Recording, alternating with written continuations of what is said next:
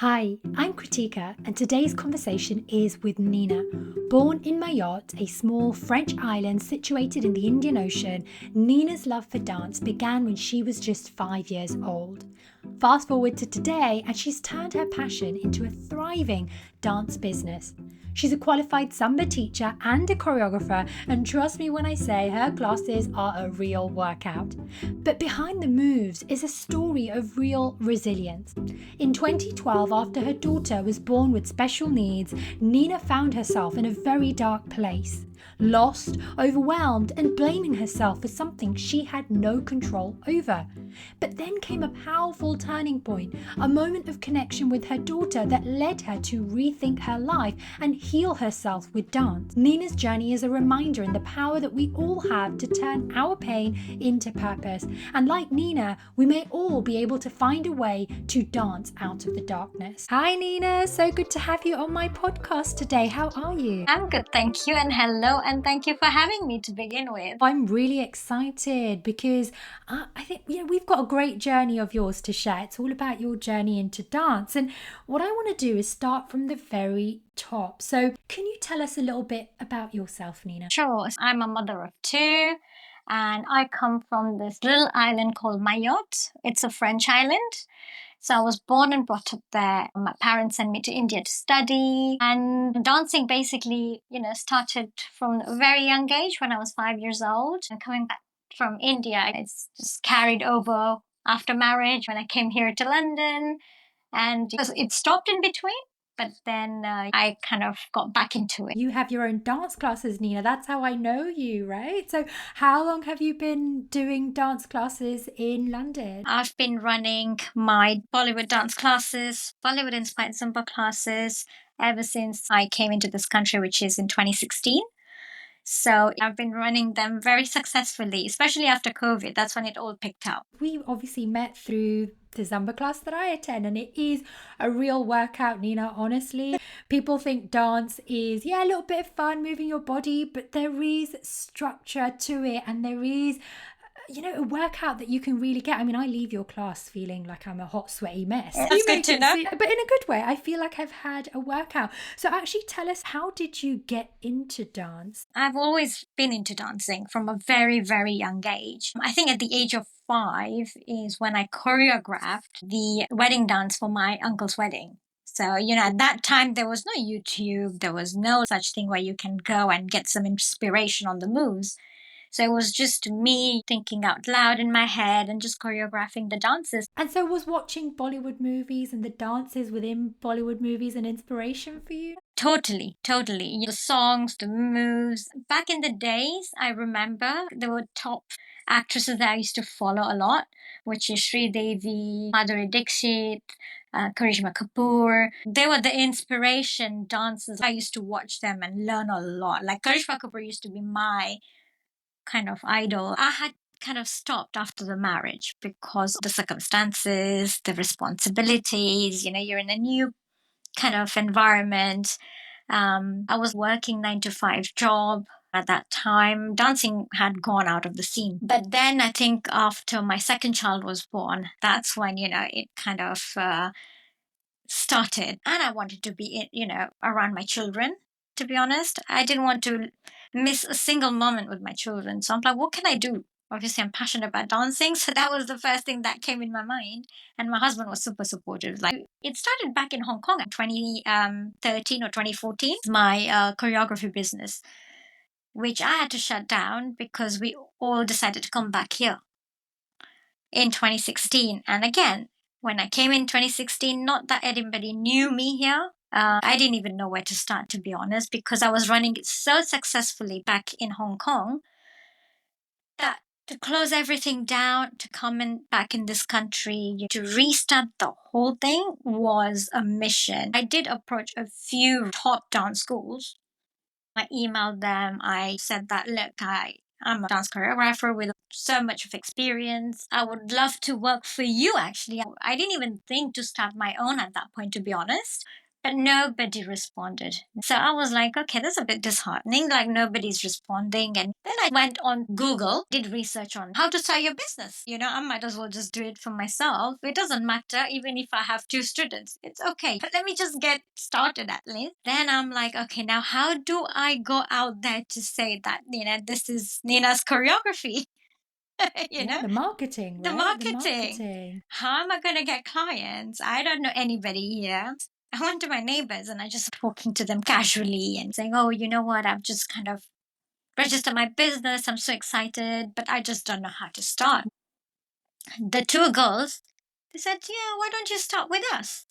I'm like, okay. So I used to go to the house just round the corner and we used to do Zumba sessions. I used to do Zumba sessions free.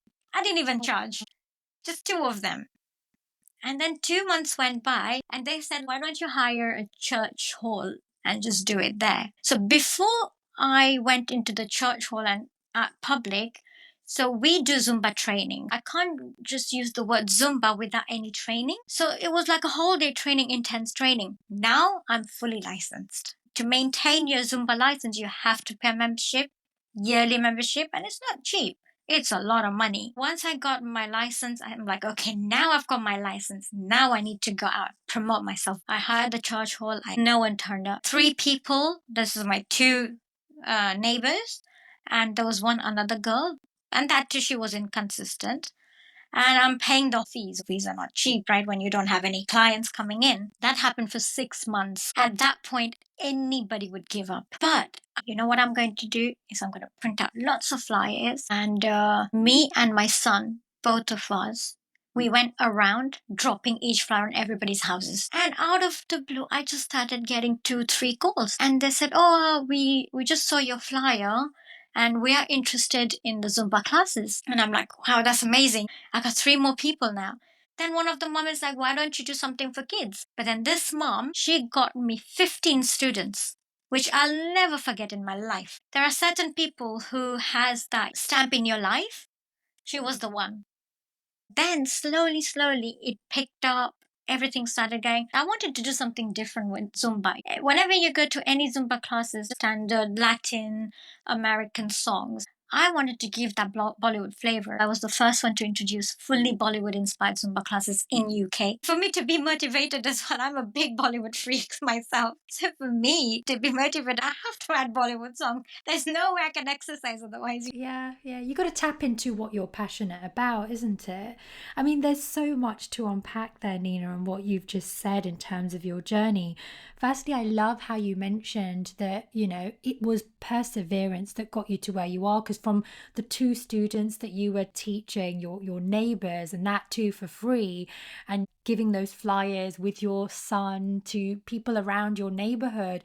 So often people have a knockback, or they try something and it's not going to the way they want it to, and you can give up, right? You can give up, but you didn't. You kept going, and you've now built it to something. And I know, because I attend your classes, they are busy classes, and I know you don't just run that one, you run multiple classes. So firstly, kudos to you. Thank you. Something I just want to dive into a little bit as well. You mentioned that you were working before, was it? So what were you doing? So prior to dancing, even prior to the kids, after marriage, I used to work for a travel agency in the accounts, completely different, which I had no accountancy background or anything, but I got fully trained for it. You mentioned also you were in Hong Kong. So what were you? So was the role that you were doing in the UK, or was that also what you were doing in Hong Kong? This was in UK, and in 2009, after my son was born, that's when my husband's job moved to Hong Kong. So at that time, I was on my maternity leave anyway. So then I just resigned,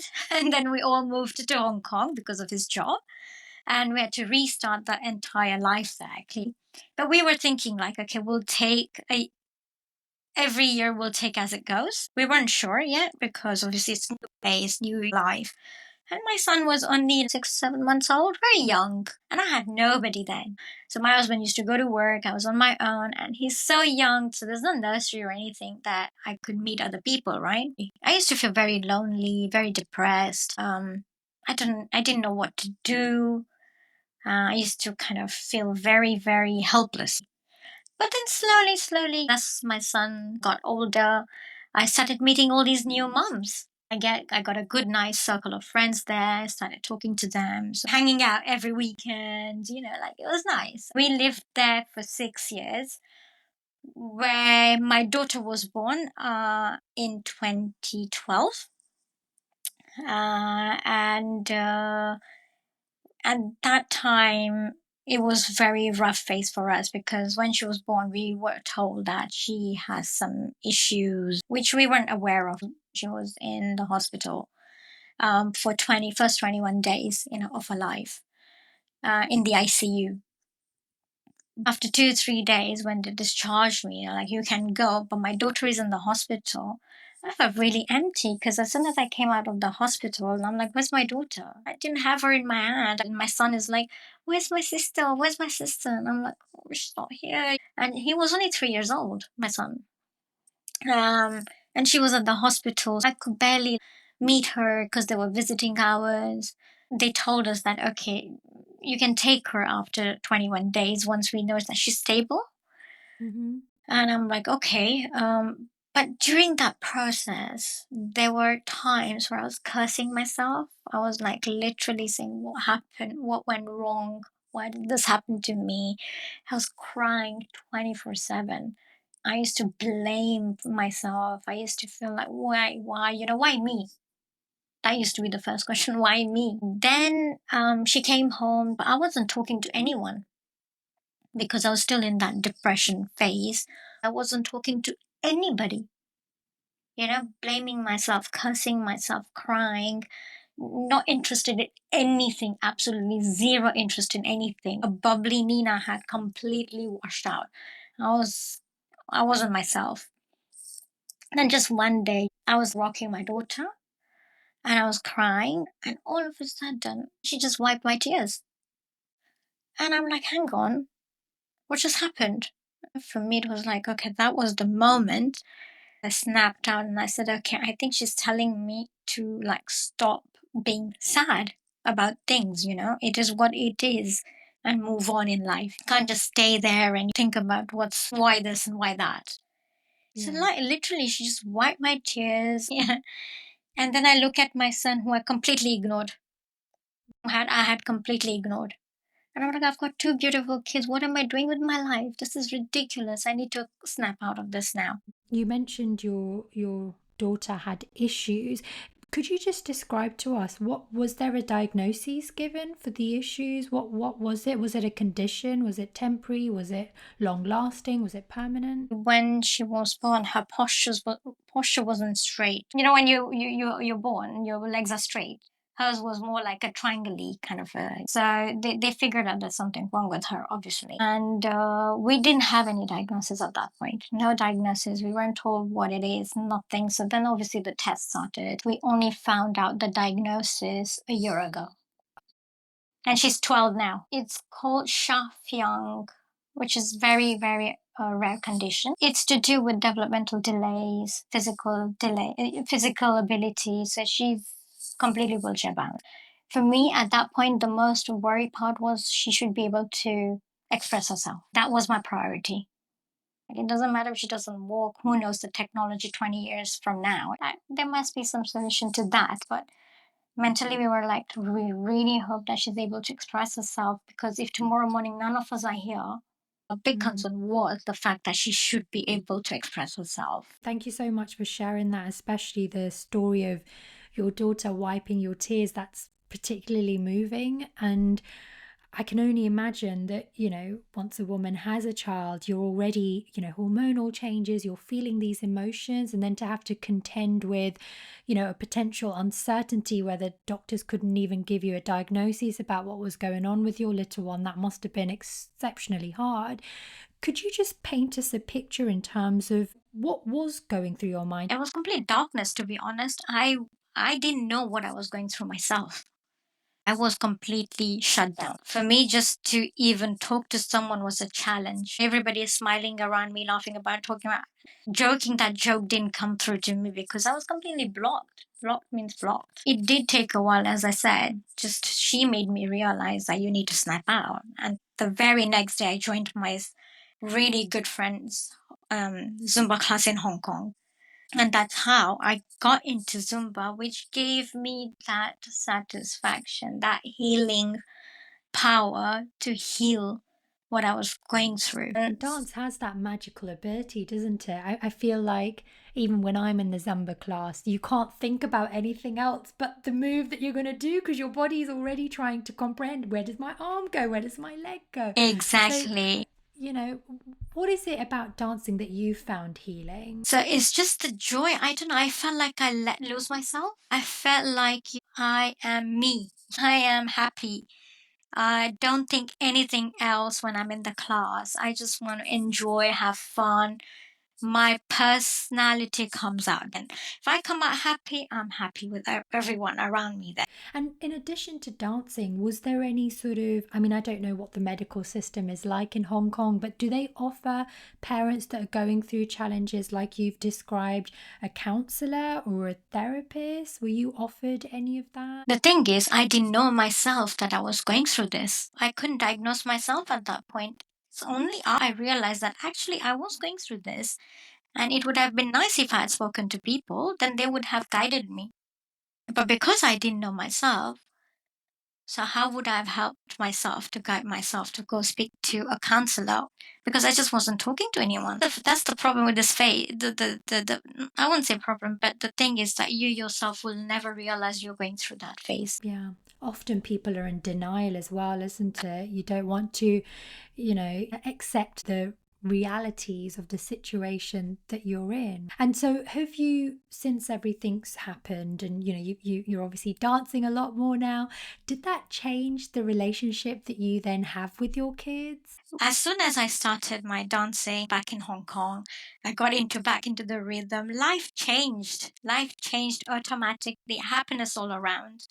Because remember that if you're sad, your kids are going to feel that same. If you're happy, they're going to feel that happiness as well. I came back to who I was, bubbly, jokey. And that I could see on my children being happy. If I took them everywhere, I used to carry my daughter in sling. And where we used to live in Hong Kong, there were no cars allowed because it was all pollution free zone. So the mode of transport was electric buses everywhere. So I used to take her on my sling, go everywhere wherever I could. Shopping, I used to carry 3 or 4 bags of shopping, go hop on the bus with her on the sling, I was like a superwoman. But I enjoyed that life then after because obviously I knew that, okay, this is it now. My daughter has guided me the fact that this is life, move on.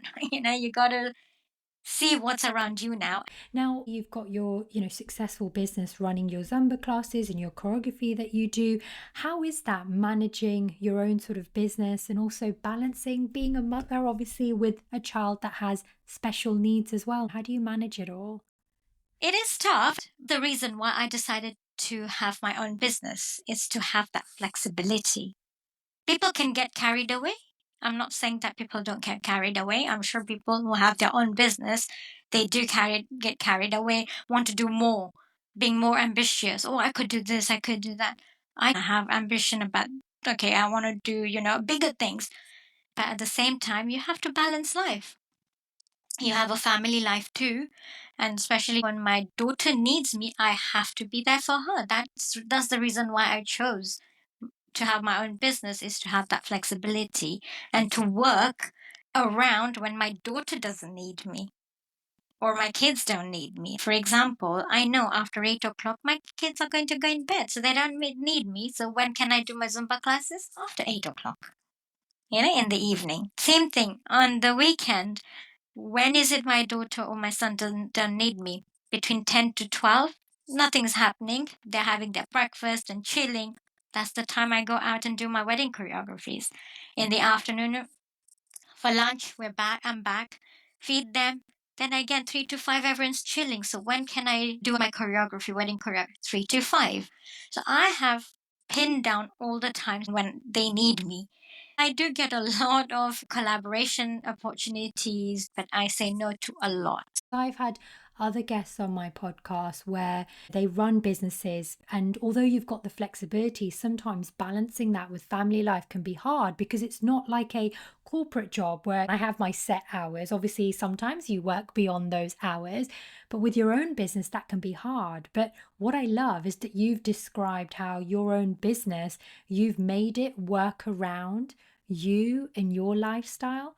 So props to you. Yeah, for Thank doing that. you. Yeah, it's hard. It's hard because you do get a lot of opportunities which are big, which you have to say no to. But then what am I gaining on the other side? Family time. Yes. And it's knowing, isn't it, that priority that you have in it.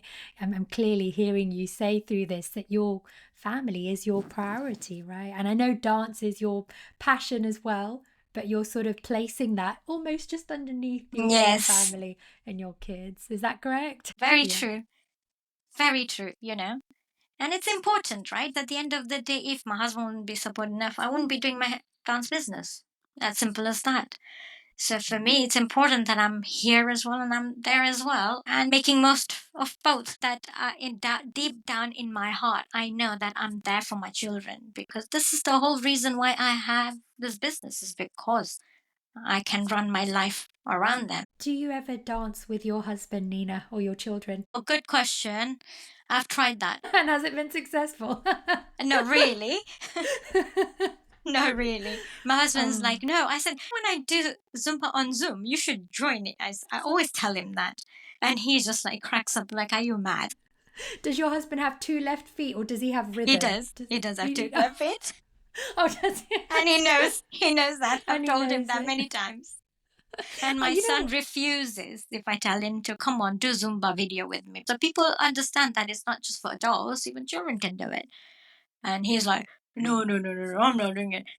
what advice would you offer to women that are perhaps going through what you're going through, sort of realizing that their child is unique and special in their own way and having to navigate the emotions around that? What advice would you offer? I would say that, no matter what your child is going through and what you've learned about your child, the abilities, the disabilities, whatever it is, accept and move on because not only you will be mentally happy, but you will spread that happiness around your children too. Get the right support because not everyone, even though you've accepted, but nobody wants to accept the right support around you.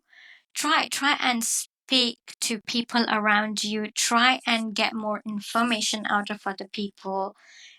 Create your own circle that you can talk to. You can release those whatever thoughts, things you have in your head. You can actually, speak to someone who is actually going through the same thing as you, because by speaking to someone who is in the same boat will not only help, but it will give you a lot of guidance. Like, I would love to speak to people who, parents who are going through just similar to what we went through. It'd be amazing to connect with such people, to guide, to tell them that it's not like the end of the world. Yes, there are restrictions. Like when we want to go on a holiday, we have to make sure whether it's a wheelchair adaptable place or not. First thing we have to see that, whether it's suitable for us or not. So then we're limited to certain hotels. We have to plan things in advance. But then you adapt yourself. Accept and adapt and get the support. Speak to people who are in the same boat and it'll help you a lot. I know you sort of mentioned that you would love to connect with other parents that are in similar situations. Were you able to join any communities or have you since, or are you still seeking those out? So I am still, but having said that, in Hong Kong, there I started connecting with a lot of people. And it was really, really nice, like talking to them and just knowing what they're going through. And to be fair, there are a lot of children a lot more severe than my own child. And that's when I was feeling like I feel blessed that at least she's healthy. That's when you start appreciating that other parents must be going through worse. Who knows? Yeah, that gratitude and that perspective, so important, isn't it? Because so often we always look at those above us, those that have more, but actually where you are on the ladder, you often need to sort of take a look down, and that'll give you that sense of a reality check Strength that. and reality Strength, as well. yeah. So I started making that group of friends a little bit there, and then I had to leave, right? So I came here, and it was hard here. We do have a couple of good friends who we just kind of discuss, because one of our friends' child is autistic. So we do connect, we talk, but we are happy, sort of. We're happily talking, not like saying, oh, this, oh, that. No. Now, obviously, you found support and strength through dance. If I was to ask you, what has dance taught you about yourself? What would you say? Dance has always given me that internal happiness, no matter what. It's just given me who I am. That's my identity, to be honest. When it comes to dance, I don't know, something happens in my body. Let's put it that way. My eyes lit up, music sounds. It gives me that happiness around me, and I'm just happy overall. I don't see anything then. Whatever comes across my life, whether it's bad or whatever, I think dance kills it. Like, it just kind of gives me that perspective of the joy in my life. Feels like everyone should dance, right? Just to get that little bit of happiness that you Exactly. experience. It kind of, any arguments, anything, whatever's happening around the world doesn't affect me then, because I'm all happy anyway. And I ask all my guests one final question, and that is, what journey are you on next? Oh, so right now, obviously, building which I've already built anyway, the business and the name. But yes, I definitely want to do a lot more things for people around special needs. So I am trying to approach a few special needs schools, which I'm waiting to hear, to offer free dance sessions to everybody. Because I think even I've done once for special needs and autistic children, like a dance session over Christmas. And oh my God, they love it. They go crazy. And I'm like, oh my God, this is exactly what I want to do, and want to kind of explore that part of the area as well. So that is my another mission, which I want to do. And of course, other lineup, which is bringing some celebrities around once a year to do dance workshops, the choreographers. So hopefully, yes, fingers crossed if that works well.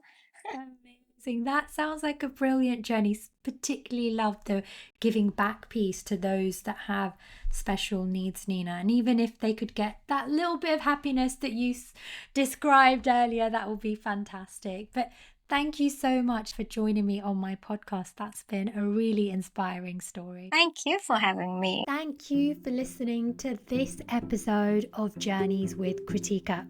If you enjoyed this episode, please rate and share. I'd love for you to hit the follow button wherever you get your podcast so you never miss an episode. And if you have a journey that you want to share, email me at journeyswithkrutika@gmail.com or reach out via my socials. I'm on Instagram and TikTok. Just search Journeys with Krutika, because your journey is extraordinary.